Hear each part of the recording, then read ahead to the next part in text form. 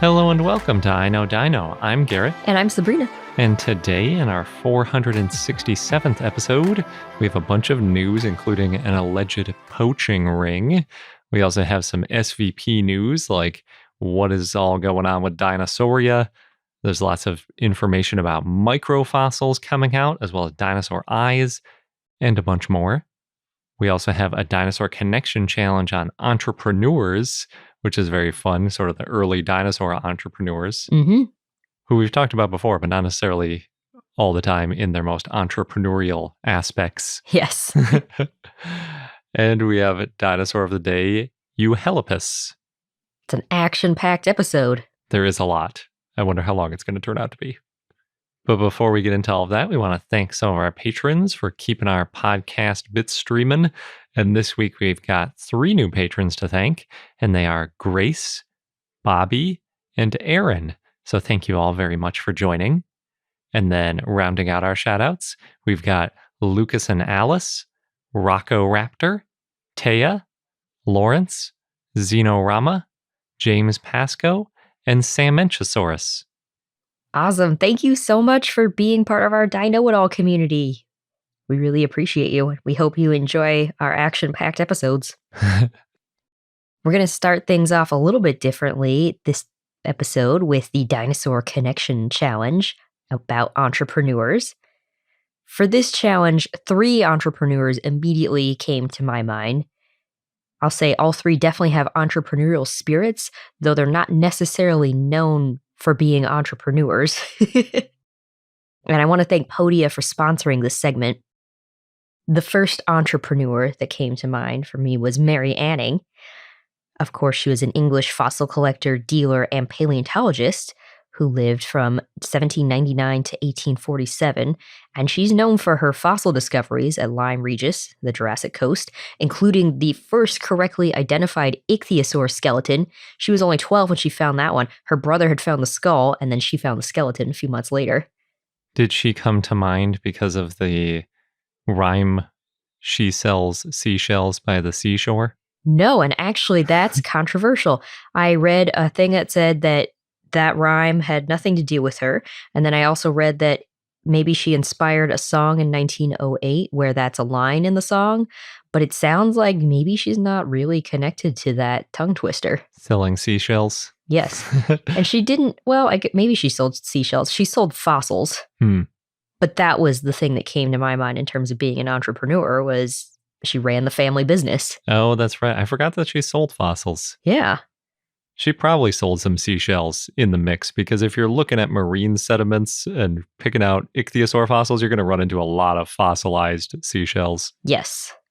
Mollusks and whatnot. But going back to what she's mostly known for, the ichthyosaurs. Ichthyosaurs, just quickly, they were large marine animals that look kind of like dolphins with more menacing teeth. That's how I would describe them. Dolphins have pretty ferocious teeth, too. I know, but that's why I said more menacing. Yeah. Because I was thinking, with teeth, no, dolphins have teeth. They're usually depicted like a little bit more reptilian. I mean, they are reptiles, so they're not as smooth and friendly looking in most paleo art as bottlenose dolphins. Yeah. She also found the first 2 nearly complete plesiosaur skeletons. Those are marine reptiles with very long necks.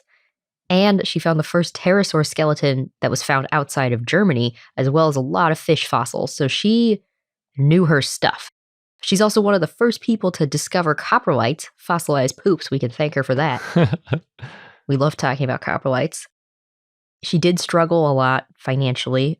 Because she was a woman, she wasn't eligible to join the Geological Society of London, and she didn't always get credited for her scientific contributions. But she was well known, and many scientists consulted her on anatomy and fossil collecting. Hopefully they paid her for that too. Her parents had 9 or 10 children, but only Mary and her brother Joseph lived to adulthood. And side fun fact, maybe it's not that fun. She was struck by lightning when she was 15 months old.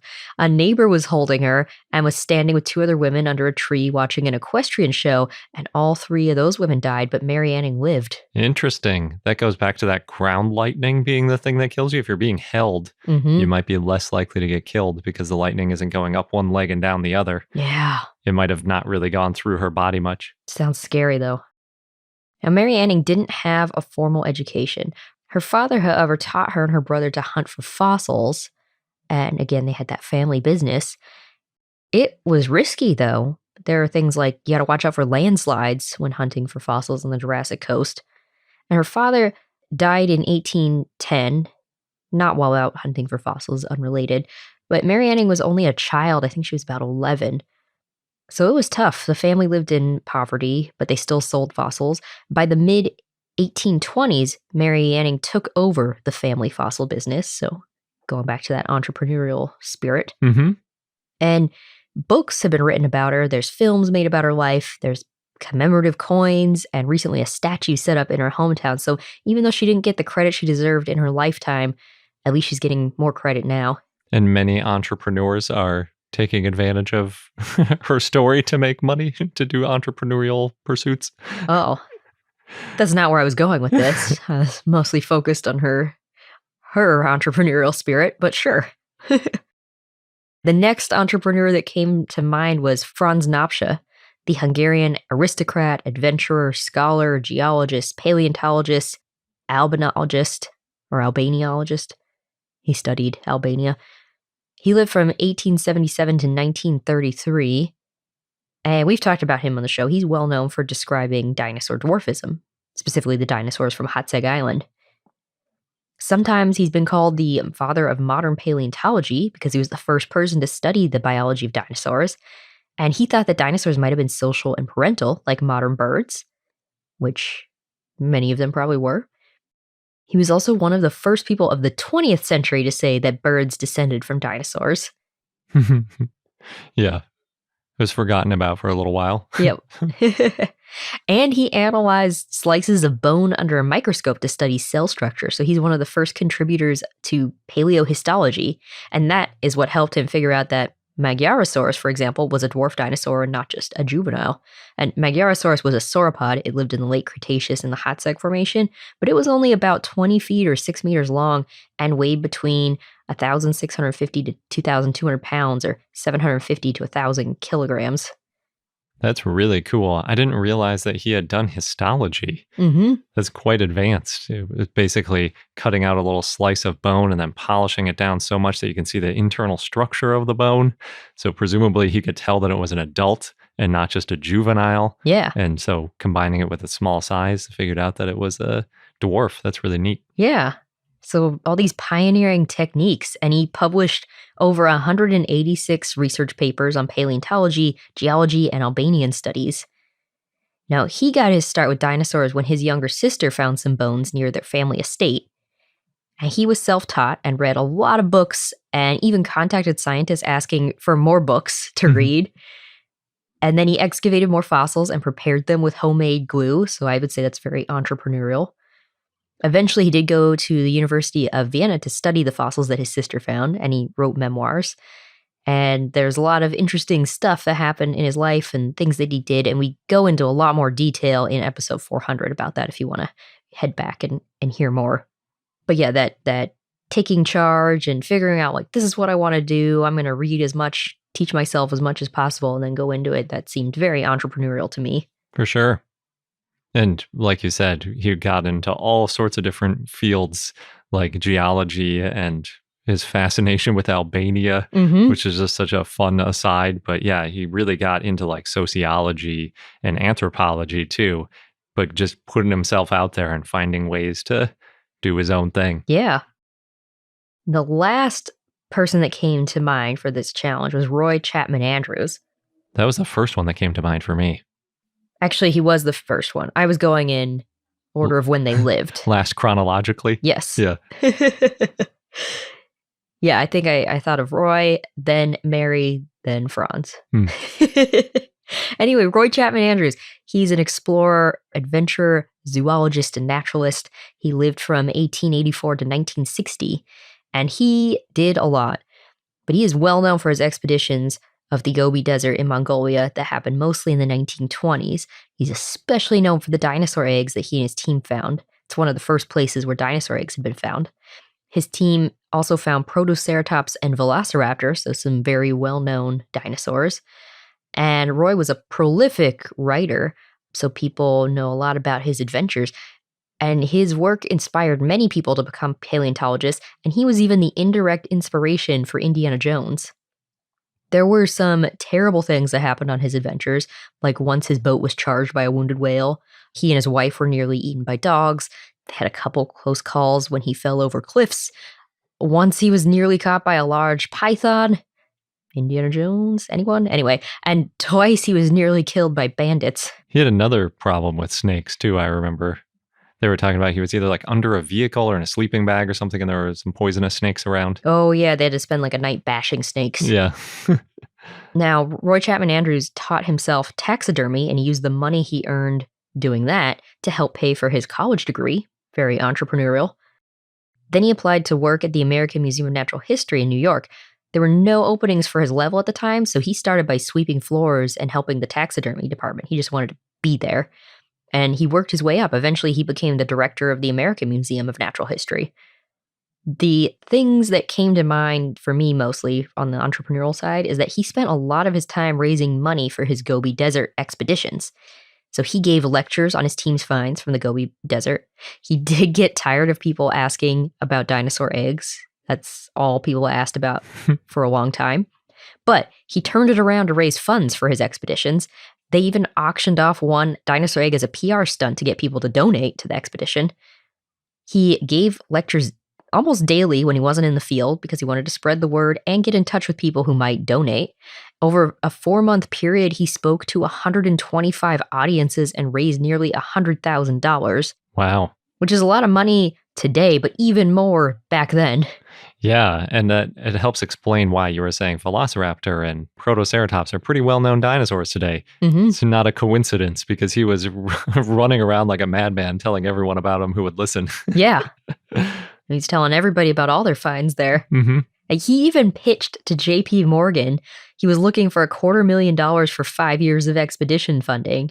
Morgan gave him $50,000, and then he got the rest of the funding from other bankers, Rockefeller, trustees of the AM&H, and a lot of wealthy New Yorkers. He went to a lot of dinners and just kept asking for money. He also used Dodge motor cars on his first expedition, and they did so well on that expedition that Dodge called him for an advertising opportunity for their next expedition. He got 8 cars from them and free gas. So we go into a lot more detail in episode 402 on his life as well, but I would say he was definitely entrepreneurial, although probably first and foremost, he was an adventurer.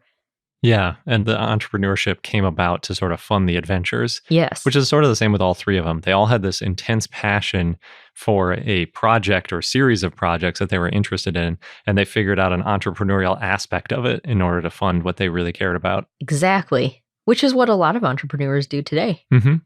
Roy Chapman Andrews wrote in one of his books, quote, "I wanted to go everywhere. I would have started on a day's notice for the North Pole or the South, to the jungle or the desert. It made not the slightest difference to me." Just shows you how much of an adventurer he was. Yeah. So this Dinosaur Connection Challenge was brought to you by Podia. And Podia is a platform where you can run online businesses, and it puts everything in one place. The platform includes a website builder, and you can host or sell online courses or digital downloads, run your email marketing, have your online community. It's free, and if you're interested, you can sign up at podia.com/dinos. For these 3 entrepreneurial paleontologists, I would say they could have had a much easier time raising money if they were able to use our sponsor, Podia. Yeah, I've thought about that before too, with how modern technology allows this community building and connecting with people online to raise money and finding people that share your common interests. Whereas back then, you were talking about he spent 125 days in a row giving lectures and going to dinners and just trying to find people who might be interested in supporting him. Yeah. But with something like Podia, it's a lot easier. Instead of going and pitching yourself everywhere, you have it all in one place. Mm-hmm.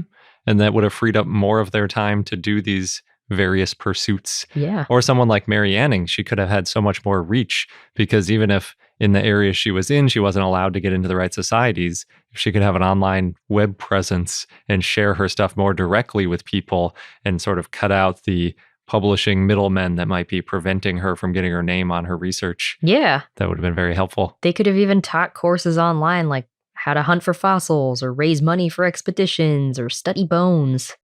So thank you again, Podia, for sponsoring this challenge. It was a fun one.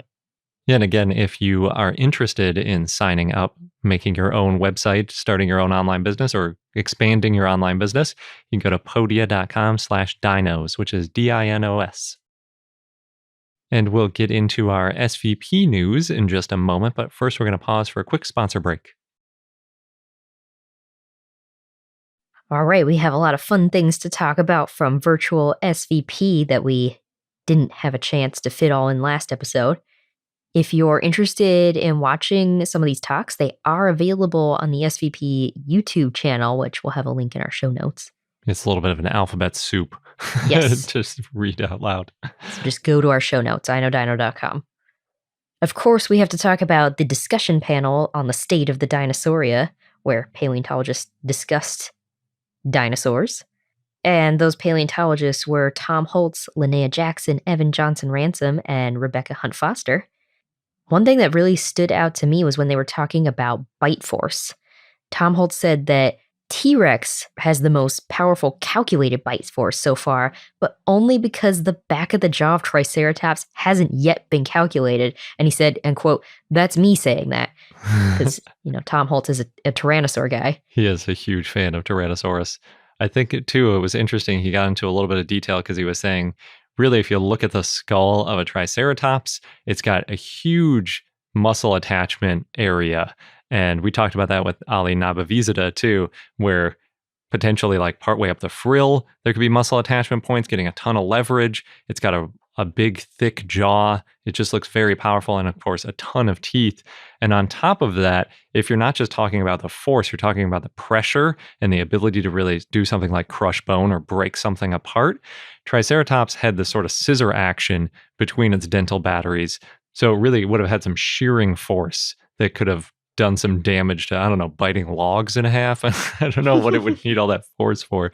Maybe it was trying to bite into some really hard plant matter, like through pine cones and really tough nuts and stuff like that. But certainly it seems to have a pretty strong bite force. Hopefully more research is done on that. I'm very intrigued now. Me too. It's something I hadn't thought too much about before, but now I really want to know. There was also a discussion on where other potential dinosaur sites might be really great in the future that we're not really seeing too much from yet, or we're just seeing the beginnings of. And Tom Holtz said maybe the best one, or the one he's most excited about, is Tajikistan and Uzbekistan, because they have some really good Jurassic fossils that might rival northeastern China, which is saying a lot because we know there have been hundreds of dinosaur fossils found from there, that a lot of them are like feathered dinosaurs and other really amazing preservation. But unfortunately, it's currently not really accessible to scientists. It's a little bit too dangerous for scientists to go to some of these areas. So we just don't know what's there. Mm-hmm. People aren't really excavating there at the moment. But it could change in the future. It could. And another one was the Niger area, because apparently there are a lot of great sites there too, but there's a lot more outreach that's needed, and they're working on a heritage museum for the area and maybe expanding work there as well. Mm-hmm. Although I will say Niger has a lot more plant life than Uzbekistan and Tajikistan, so it might be a little harder to find the bones. But when you're digging for other purposes, like you're putting in a building or something, you can still run into stuff, or at creek interfaces or road projects and things like that. Yeah, you just never know. They also had a little tease that the longest ghost lineage in dinosaurs might be shortening dramatically in the near future, because there's a find coming out of the early Cretaceous of China. Mm-hmm. And I was thinking about trying to dig into, well, what is the longest ghost lineage? But I decided I'll just be surprised. It'll come out eventually and we'll read it. Yeah. And we'll tell everybody. So those were the highlights that I heard in that discussion. It was a good discussion. Of course, we're biased. It was the state of Dinosauria. Mm-hmm. There was a cool poster about dinosaur eye sizes. We all know vision's an important sense, but it's hard to know just how well extinct animals could see. So the orbit size in the skull can help you figure out the eye size, and then to some extent how well the extinct animal could see. So Stefan Lautenschlager and others, it was a big team, they quantified about 400 dinosaur and other archosauromorph eye sizes. Whoa, that's a lot. Specifically 384 specimens. Yeah. And they looked at the orbit diameter and skull length. And then they calculated the absolute eye size by comparing the eyeballs of birds and crocodilians. And the orbit sizes ranged from 5 to 185 millimeters. Oh, boy. Pretty big range. So that's less than a quarter inch up to 7 inches? But that's the orbit, not the absolute eye size. Yeah. They found that herbivorous animals had, on average, larger orbits and larger skulls. Carnivores, on average, had the smallest orbits compared to skull length, and omnivores had the relatively largest orbits. Oh, okay, I see. Because omnivores, within their head, proportionally had the biggest eyes, but herbivores had the largest absolute eyes, but they also had big heads. Mm-hmm. So by comparison to the omnivores, it was like, well, they're big, but they're big all over. Exactly. Most dinosaurs, they found, had an estimated absolute eye size of 5 to 70 millimeters, though there were some exceptions of up to 140 millimeters. I'm not sure which ones exactly, for which sizes. They weren't on the poster. Well, we know the biggest one was T-Rex, Mm, and I think 140 millimeters is right in that range for what it had going on. there we go. And they found that some carnivores and herbivores had large eyes and higher visual acuity. For herbivores, it could be that some ornithopods and marginocephalians, that includes pachycephalosaurs and ceratopsians, relied on eyesight for foraging for food in groups. But large eyes could have helped in other ways, though we need more information, things like adding in sclerotic rings to know more about it. So some future work there, hopefully. I really enjoyed, there was a Q&A with Jessica Barnett on microfossils. And microfossils, they're important and they're getting studied more. They're small fossils, you might guess from the name, compared to bigger fossils that are known as macrofossils. Mhm. They're best observed under a microscope, and you have to prepare them with finer tools or chemicals.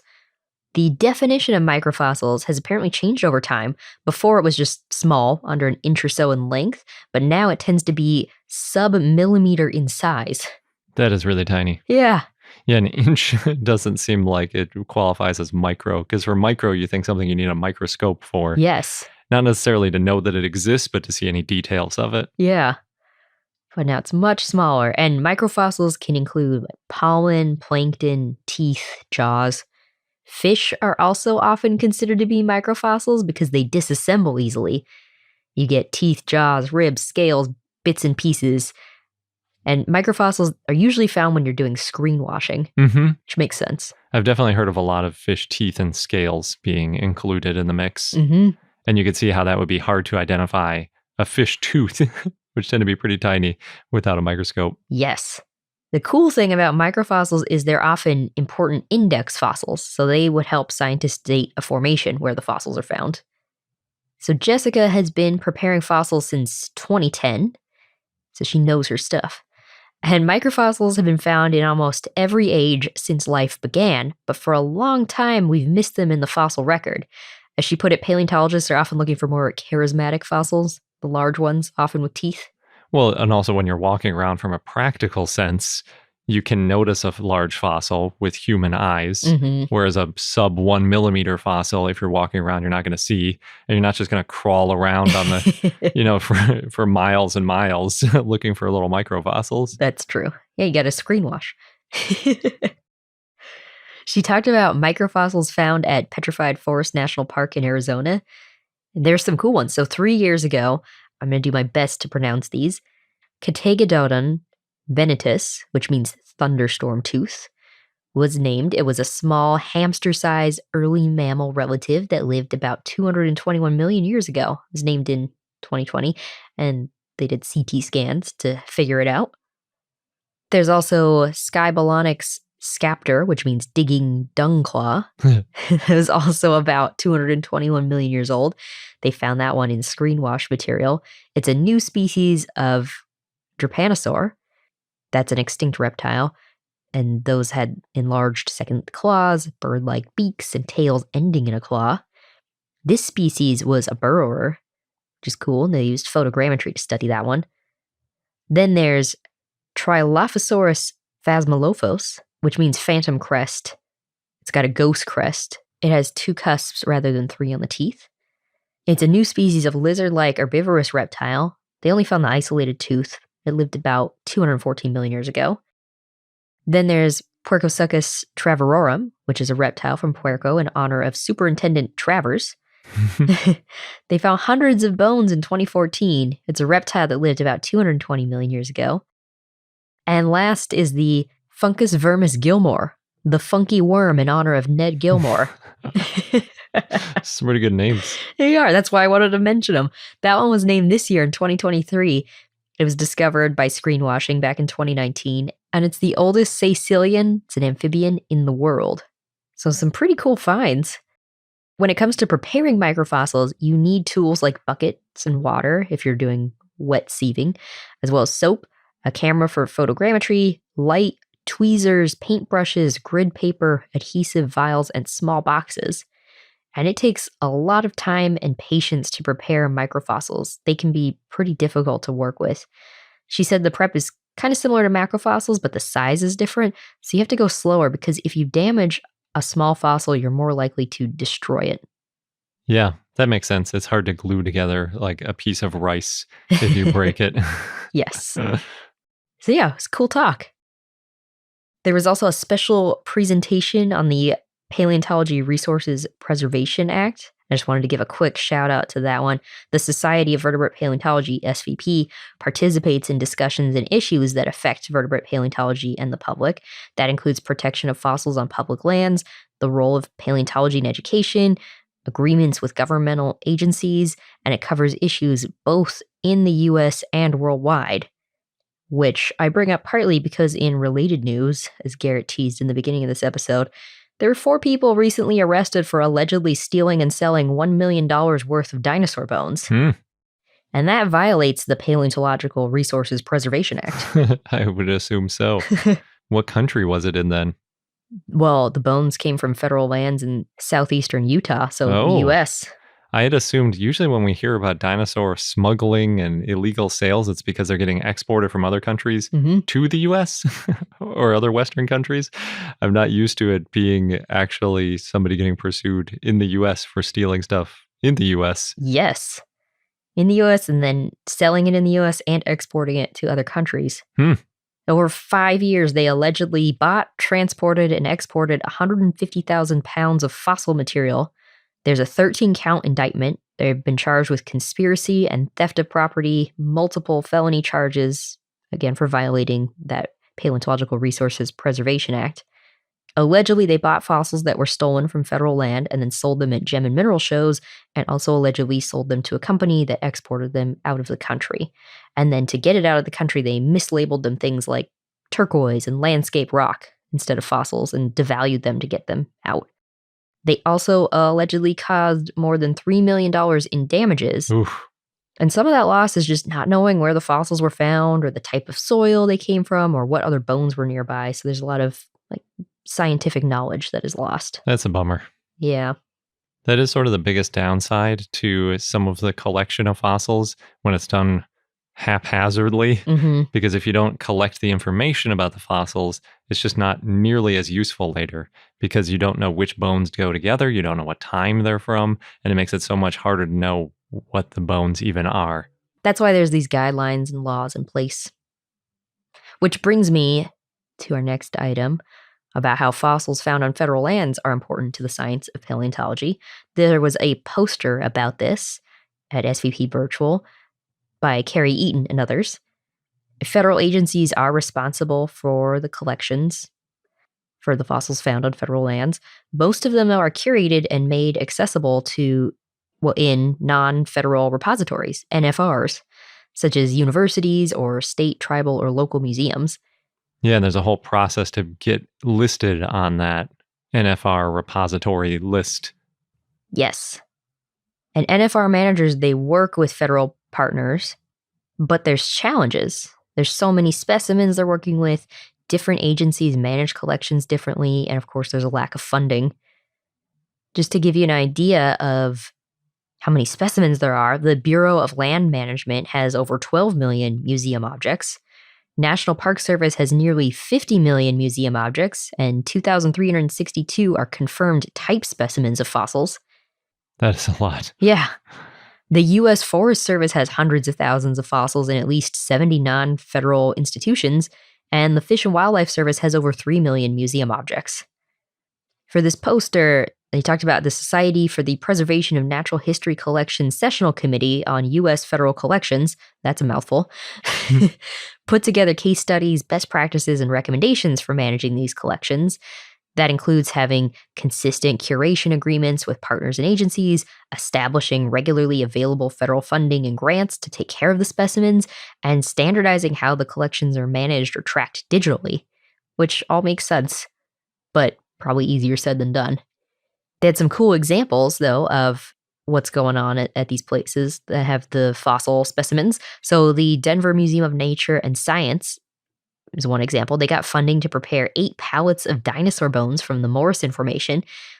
And with this funding, they were able to have 2 20-week-long internships, and the fossils are now prepared and available for research.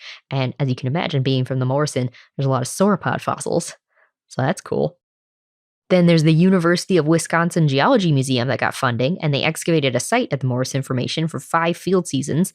They found nearly 900 specimens, fish, turtles, lizards, possible amphibians, and many dinosaurs.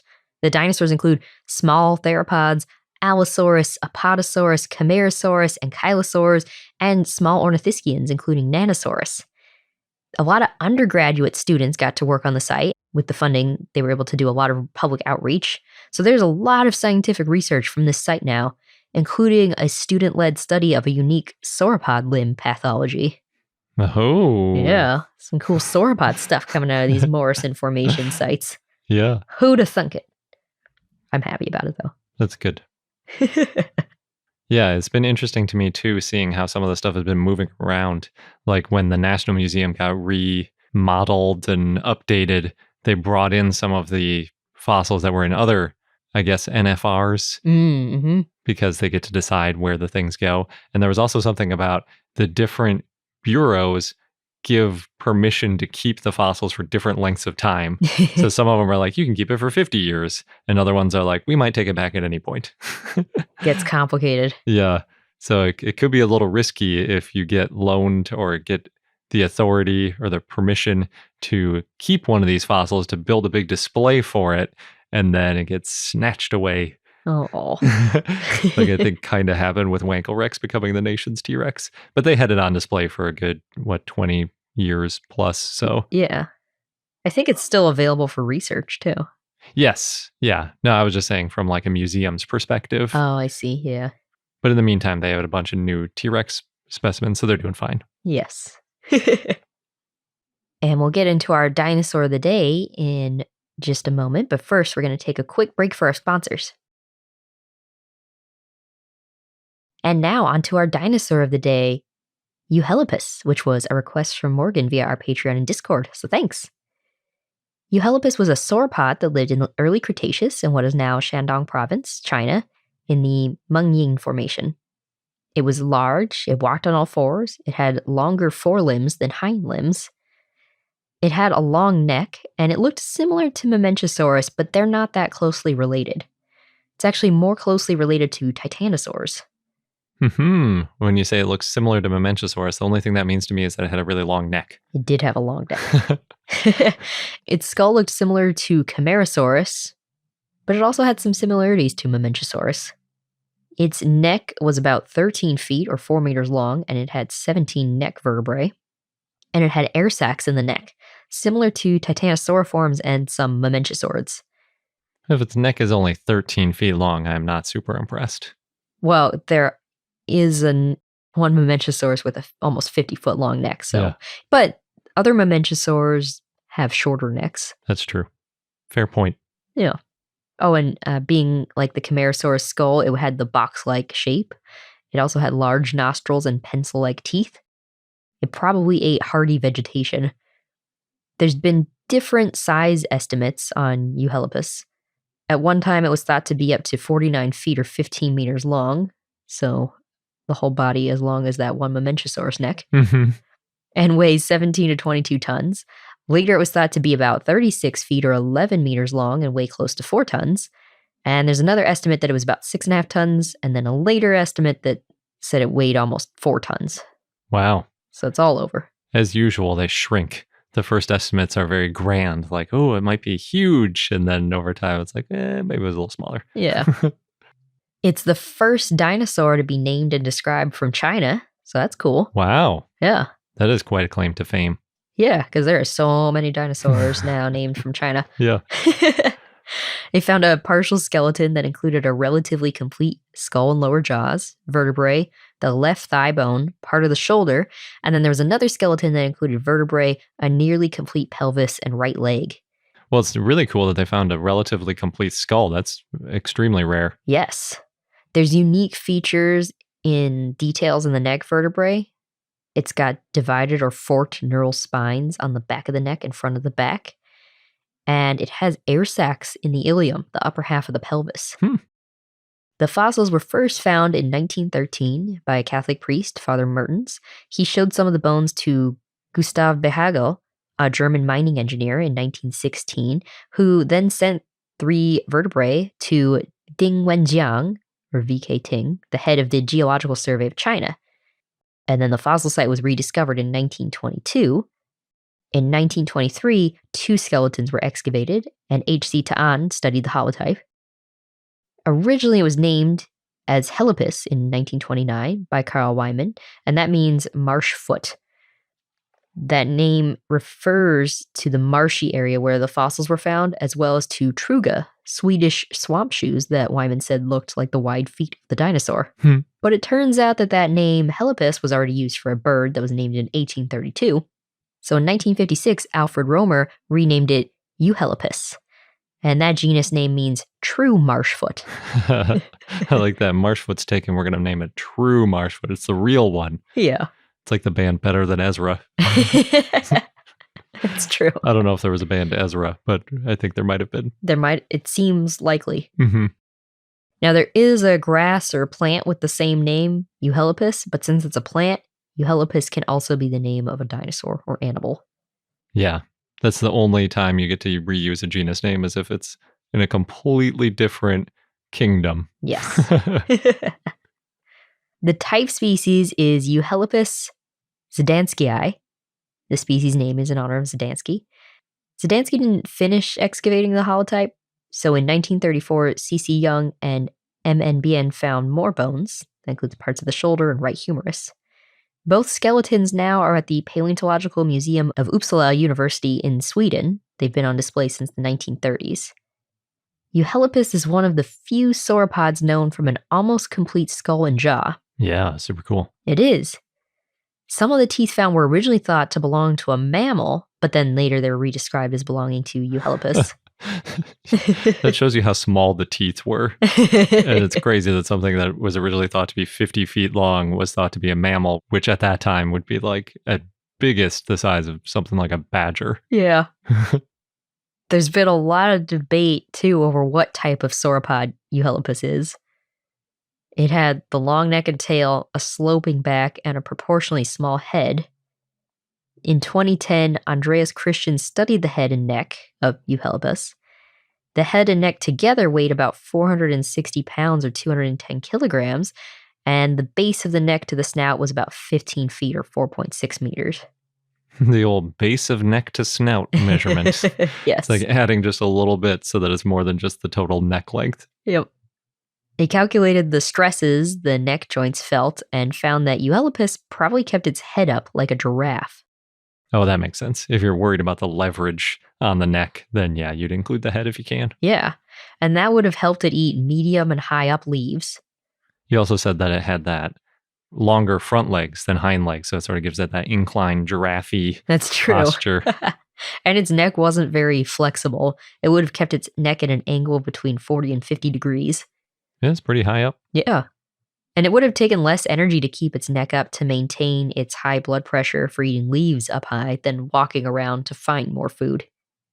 It also had long neck ribs that helped it shift muscle mass further back towards the trunk. The paper they wrote, quote, "During a food shortage, raising the neck was probably even essential for surviving. It is better to get little than nothing at all," end quote. Very true. Yeah. Some other animals that lived around the same time and place as Euhelopus included stegosaurids. There are some indeterminate fossils found, fish, and reptiles. And our fun fact of the day is that Triceratops horns were probably covered in keratin that would have made them significantly longer. We've talked about that part before. But what we haven't said before is that they may not necessarily have been any pointier than the horn cores preserved with the skulls. Oh, really? Yeah, usually when we talk about them, especially when we're talking about claws too, I say, oh, they might have been even sharper or something like that. Mm-hmm. But it turns out that might not be the case. Interesting. So this is based on a very clever poster by Alastair Evans and Jonathan Edwards. And they were trying to figure out, okay, we have this Triceratops horn core. In fact, we have many Triceratops horn cores, but they were working with a specific one at the Museum of Victoria, nicknamed Horridus. Because, there's also Triceratops horridus. Yes. So, very clever nickname there. And they wanted to figure out just what the horn core can tell us about what the keratin covering of that, or you could also call it the sheath over the horn core, would have looked like when it was alive. Because it didn't fossilize, as is usually the case with the keratin coverings on these horns. So, unfortunately, birds don't have horns, so they couldn't use modern bird horns for an exact analog. They had to use mammal horns for comparison, which is already not ideal because they're very distantly related, hundreds of millions of years of evolution apart.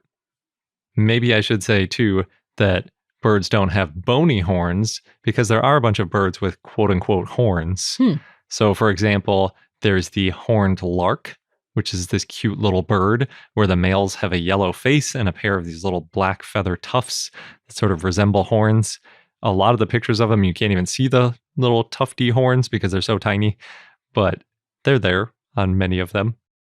There's also a similar story with the great horned owl. Its quote-unquote horns are also feathers, but with owls, both the males and females have those horns. Oh, okay. Not all owls have them, just the great horned owls. They kind of look like ears. That's what I always thought as a kid. It's like, that's the owl ears, but really their ears are sort of like next to their eyeballs. And then they have... tucked away. Yeah, they have this like facial disc around their eyes that directs the sound in. It's way cooler than just having ears off the top of the head. There's also the hornbill and the cassowary that both have something sort of like a horn on the top of their head, but it's really more of a casque. It's a keratin covering, but it's a hollow thing. It isn't anything most people would consider a horn because it's not pointy, and there's just one of them in the middle. I guess some things only have one horn, but it doesn't really look like a traditional horn. And it isn't really analogous at all to a Triceratops horn, for example. The most bizarre, though, is the horned screamer, which is this bird that has a single long horn, almost like a unicorn, growing out of its forehead. Ooh. But apparently it's made out of cartilage. What? They look pretty crazy. They're in Peru. At least that's one of the places that they live. They're sort of all over northern South America. So all over Brazil, too. And Venezuela. Colombia. I don't need to list all the countries that they can be found in, but you get the idea. They're pretty big too. They're like around 3.5 kilos or about 8 pounds. Apparently when they're born, they don't have the horn and it slowly grows as they age, which is something you see in a lot of animals because they're often display structures. And they think in this case, they are purely ornamental and they don't have any sort of defensive purchase, and they're not very firmly attached to the skull. So they sort of swing back and forth as the birds walk around, and they can also break off pretty easily. But if they break off, they just grow right back over time. So well, that's good. Pretty weird bird, though. I had never heard of this one. I didn't find it until I had to Google because I was like, birds don't have horns. I was like, I guess I should check that. And the first thing you get is this crazy cartilage thing sticking out of the middle of a bird head. So they do have horns. Some of them do. But it's not particularly useful if you're trying to figure out what the covering of a Triceratops horn would look like. Yeah, it's a very different kind of horn. Yeah. So to figure that out, what they did is they looked at bovids, so things like bisons and goats, and antelope. And they sort of broke down horns into two things. They have the aspect ratio, which is basically just the length per width, but essentially you could think of it as how long the horn is. And then they have what they call the slope, which is just the mathematical way of saying how pointy it is. And then what they did is they looked at all these different bovids and they compared the horn cores to the sheaths that cover them to see if they could put together a connection between what the cores looked like versus the sheaths. And then we could just apply that to the Triceratops horn. The main thing that was consistent with these horn cores versus sheaths is that in almost all cases, the sheaths extended the horn quite a bit. They tended to make the horns significantly longer than they were with just the core. It wasn't the case in all of them, because some of them basically have a long, thin horn, and then the sheath is just around the outside of it. It doesn't actually extend off the tip much at all. Oh. Which is strange, but that happens on some of them. Another really interesting detail is that they found that with goats, they put in a whole bunch of different aged goats, and they found that as they got older, not only did the horns get longer, which we're used to seeing, but the horn cores actually got significantly sharper. In fact, the horn cores changed more in their sharpness than they did in their length. Oh. So an older goat has a really pointy horn core, like extremely pointy, whereas a young one has a pretty blunted one. Whoa. Yeah. And then over time, obviously, the horns get longer because it's a display structure and you want to be as big and showy as possible. Yeah. But the pointiness changes over time, which I wonder if that could ever be used with something like a Triceratops for its age, not only just the size of the horn core, since that's all we have, but the pointiness of it. That would be interesting. Yeah. So when they tried to apply all of this to Triceratops, they didn't have a great analog because basically the Triceratops horns are not only very long in that aspect ratio, but they're also very broad at the base. So there wasn't any modern animal that sort of has a similar shape horn to it. I think the closest thing is something like a rhino, but rhinos aren't bovids, so they weren't included in this. And I think it might be partly because I don't think rhinos really have much of a horn core. I think it's keratin that sort of just grows off the end of their nose, more like how our fingernails do, than something with a big rigid core to it. Interesting. So with Triceratops, the closest analogs that they could find in their data did give them a best guess at a length change. So for their horn, it was about 65 centimeters long, or a little bit over 2 feet. But they think that when it was covered in a sheath, it would have been more like 111 centimeters, or well over 3.5 feet long.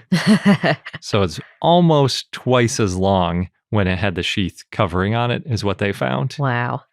Now, the analysis of how sharp it is was sort of all over the place. So in most of the examples that they showed in the bovids, but they only showed like a small subset because you can't fit everything on the poster, most of them actually had a more blunt horn than the horn core, which actually, now that I think about it, people I have heard say this with their cats, their pet cats, because they have sheaths covering their claws too. And I've heard people say that when they tear off the keratin, sometimes the cats will sort of like rip off the keratin covering on it. I don't know if it's irritating them or if it gets too dulled or something, they'll pull it off. And then the bony part of the claw that's underneath is extremely sharp, apparently. So with cats, it might also be true that the bone underneath is sharper than the keratin covering, at least in some cases. So that was true in a lot of the bovids. And it was true with a lot of the goats, not all the goats in their growth series too. I guess there's also just more variability in the sheath as well, because, it can get blunted down or sharpened depending on what the animal's doing. But with the Triceratops, it sort of ranged between sharper for most of them, a little bit duller in other cases. We just don't really know for sure. The main thing that we can tell is that it was probably a lot longer than that horn core. So if you go to a museum and you're looking at a Triceratops, look at the horns that you see there and then imagine them being roughly twice as long as they are. That's amazing. And of course, that means too that there's extra keratin around the base too, so it'd be wider at the base than it appears. And then, significantly longer. I think they did a good job in Prehistoric Planet showing that detail. Yes. That's a cool poster. Well, that wraps up this episode of I Know Dino. Thank you so much for listening. Stay tuned. Next week, we have an interview with Ali Nabavizadeh about what dinosaurs ate, plus more SVP news. And if you want to get links, get more information, head over to our show notes at iknowdino.com. Thanks again, and until next time. Good day.